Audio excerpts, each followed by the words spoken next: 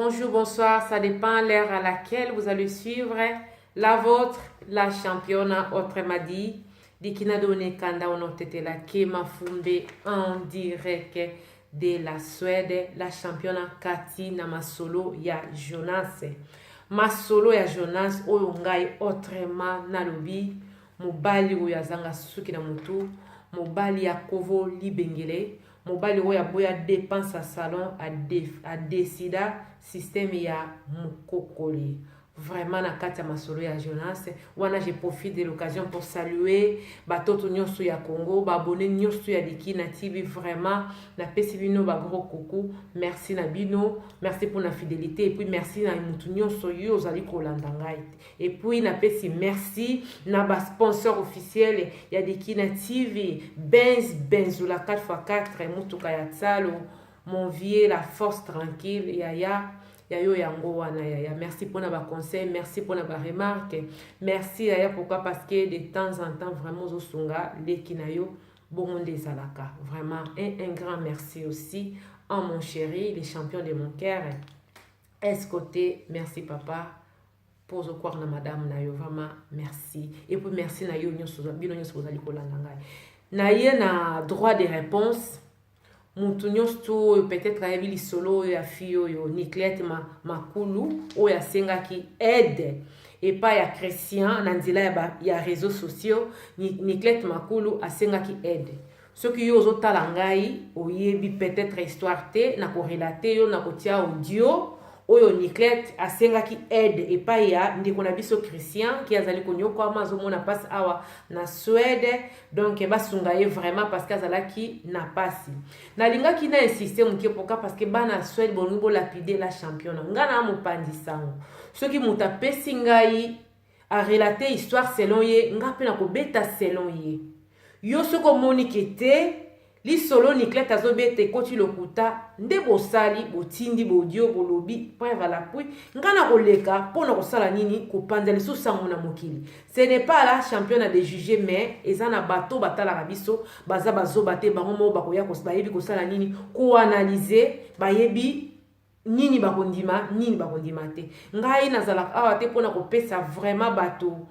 tort ou raison te. Merci nabino ba o bobengi na ndenge malamu bengi pe na respect oyebi quand même kite o nazo solo na ye azamoto o pe bobengi na manque ya respect za problème te, mais juste ka pona souligner nga na za mpandi sango soki ba pesi ngai sango na kobeta. Pourquoi? Parce qu'elle était la concernée, elle-même c'est la concernée. Azobeta lisolo mutute mais eza lisolo na ye moko. Donc ceux qui bino bomoni le côté kotaki le collaborer marqué yango botindi ba audio droit de réponse eza problème ité tokoyoka yango awa bongo toyeba pourquoi Niclette azosunga matin na mboka ya Suède, pourquoi bandeko balobi pona ezaleli na ye Niclette soko sungie lelo lobi akobalukela yo lobi akolobozandoki lobi ozana ba science occulte lobi olingi obomayi yango bato bayebi bazali nzinga na ye muto alingi kosunga ye azate azali lokola mbwa balobaka nini albalobaki na komaki pardon mai ekufela mbwa. Donc kaka bapayande bamelaka bato ya pembeni bakomelanga te. Pourquoi? Parce que bayebi ke mbwa bambwa bakufaka na kati nde monaka ya Niclette soko yebi ete koyoka pasi osunga ye, mais soko za pembeni na ye ko comprendre que non soko semele na ba makambo na ye yo moko okokota na problème. Pona batoto nyonso tu ya Congo na kati ya masolo ya Jonas ou na Dikina TV oyo alandaki histoire oyo te nazo tia yango na audio poto sala nini to yoka le fiske il s'agit de quoi pour to continuer ko beta lisolo na biso oyo ezali ndeko Niclette Makulu abengaki à partir ya Suède abengi Christian na Kinshasa pona ko senga lisungi to landa ngai na bino ensemble. Même de par son titre, vous avez vu SOS, une Congolaise en train de mourir en Suède. Hier, j'ai reçu un appel. C'était d'abord des audios. Une Congolaise au nom de Niclette, je crois, au nom de Niclette Makulu, serait en train de mourir en Suède. papa ngai eleki na bino mwana na bino ndeko na bino naza na Suède nayaki awa nasengi demande d'asile bien papa mboka batinda ngai eza barabe na barabe bakomolandanga baboma ngai nayebi nzela okende na ambasade te nayebi moto awa te abolelela ngai komona ngai nikati makulu naza mwana commune ya Kinshasa na veni Baraka 129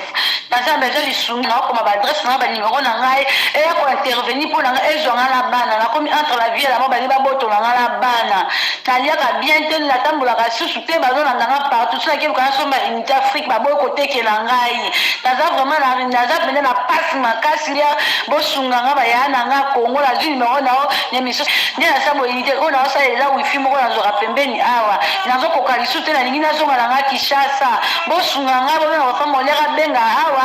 na kozwa nga place na nzali nazokoma badose na nimero na nga telefone makambo nyonso tonatilelo bafoto na ngai baya kozwa ngai bazongisa ngai nazosenga osekuru na bino yaya bosekuru na bino bayaya Congo osekuru na bino nayebi place ambassade eza te nayebi langi te nayebi nde bazwaka metro te nayebi ndenge na kokendele te moto amemanga ya kosundola nga ka na bana nazobundana ka na bana na nga na maboko bazoluka babotola nga bana bamiyanga lopitala bata maboko babetanga batonga bayaya na ngai bokende na molia yaya nazobengo pamba te yaya oseku yaya oseku naosenga osekuru na bino bosekuri ngai mwana na bino nakufa te na bana mibale awa. Elle est attaquée par, je sais pas moi, Merci batoto ya Congo, je crois Bolandi ndeko na biso Niclette, mwana na biso Niclette to asalaki SOS et pas ya Christian. Christian Zali, je crois journaliste ya Papa Molière si je me trompe pas.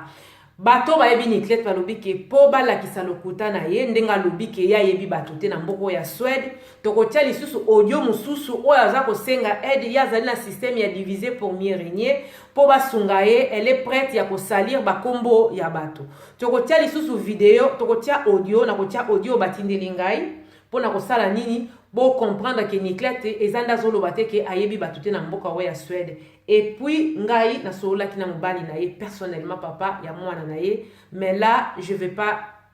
entrer dedans. Pourquoi? Parce que je trouve que eza makambo na bango, mais lokola bana Suède balingi ba lapide ngai vraiment eza comme mon devoir en tant que mopandisango na ya lisusu na droit de réponse la ndenge boleli que non Niclette makambo zo lobeza makambo loputa ke ayebi bato te, mais totindeli audio oyo aza kotinda tangi bakombo ya bato oyo azalaka na bango pona koloba ke azaye moko te. Donc c'est à vous de juger batoto ya Congo bana kati ya masolo ya Jonas mutu nyonso yo kolanda lisolo, c'est à vous de juger. Moi je ne suis pas là pour na juger ceux qui Niclette alobaki ya solo bien ya lokuta en tant que mopandisango tango alekaki na chaîne na ngai Dikina TV. Si tu as le temps ou l'occasion ya kotala yango ko visiter na Dikina TV okomona histoire ya Niclette oyo nayebi ko partager kuna na kati ya chaîne na ngai. Nazotia susu audio oyo oyo lakisa Niclette ayebi bato ke Niclette afandaka ye moko te aza entouré na bato selon ba dire ya bato ba pesi ngai lisolo ezali droit de réponse na bango soki bato ba se détacher na ye. Pourquoi? Parce que maloba mabe aza ko akize bato bandoki bato ba magicien balingi ba boma ye yango nde a se retrouver ye moko. Bolanda audio batoto ya Congo, c'est à vous de juger. Allo communauté congolaise nata na yaki awa na vingogi ya oyo mutayambaki na papa moko mesi moko komuni Lena wana tamba ya mbinga aye kupesa nga mama moko ya rabi komo na ye mona alakisa nga mboka. Après mona wana ba kolakisa nga l'église ba kolakisa nga mama komo na ye Blandine azaki interprète na ngai na ye ko comprendre que mama Blandine wana azaki mwaza mutaba science azamba ka logique ndenge mona mobali na ngai asomisa nga basaki ya rouge ya mwana na ngai asomisa nga biloko nyonso tiyo mutapesa nga bilamba na ye na mobali na ye pesa ngai toka ne baza na plan la bango ba boma ngai apesa nga contact na ndeko na ye kamada mbali ne moko Patrick Kondo mwa mobala na ko benga nga sa wandi ko benga ngai ko traumatiser ngai te tout bela salabo tinne ne ke ko poata ke bana na baza bana na ngai te nakutana na ndeko ne moko nani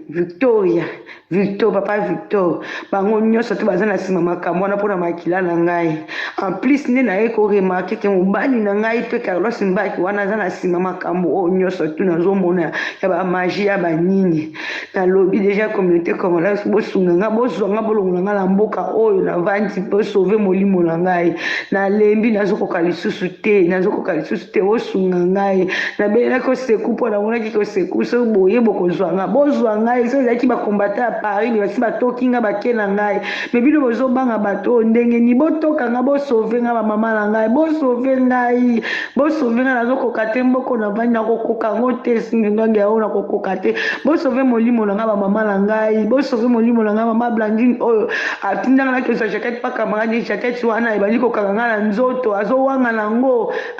kama aza na mobali naza avoka baza makambo na Suède baza bato magie deja bayebi makambo na bango plan na mobali na ngai nde moto asalaki mpo baboma ngai bosauve ngai soki ezali bakombatata ya Paris mesi bazonga kombata Paris bazokama balobi mpona niti siko bazwi yo te me bamama na ngai bino bovandi kaka boyotikanga kaka na ndako mpona nini bosauve ngai bomisanga na mboka oyo botoka ngai kosala eloko tata mwana na kati classe bokoto kosamba bokolukela ngai solution bosauve na ngai bolenga makambo mwana classe atanga te bosauve nanu ngai. Oui, batoto ya Congo wana ezalaki Niclette makulu droit de réponse oyo batindeli ngai audio mpona kolakisa ke non ayebi bato